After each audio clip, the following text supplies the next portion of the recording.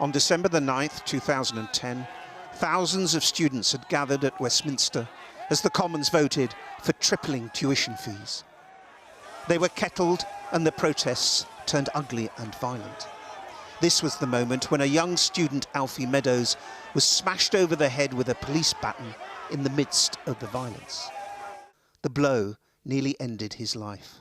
When I got to the hospital, I began to throw up, and then I started to lose control of my left side, and I then had a scan of my head, and I was told that I needed to be rushed to a specialist hospital for emergency brain surgery. Then that's the last thing I remember before losing consciousness.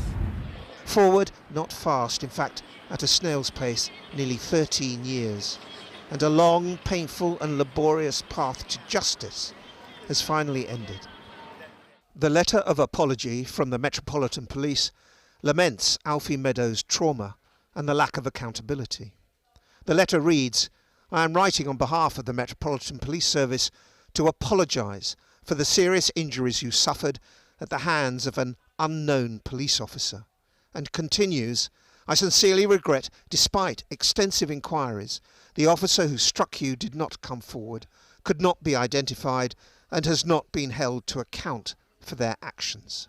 I don't think it will make up for the pain I suffered at the time and the serious impact it's had on my mental health over this last decade, and all of the years I lost fighting this case, fighting for truth and accountability and coming up against denial, blame, attempts to criminalise me. It's had an incredibly serious impact on my life and my family and the people around me. The Met's admissions began to take shape only after these pictures were analysed frame by frame by a misconduct panel in 2019. A green arrow makes out where Mr. Meadows stood. The accused officer from another force, the City of London, was denoted by the red marker. The panel decided it wasn't him who struck the blow, but a Met officer beside him under the blue marker. Today's apology acknowledges the baton strike as unjustified and dangerous. His story reflects how slow the wheels of justice turn. He himself faced 3 trials on charges of violent disorder for what happened that night before being declared innocent.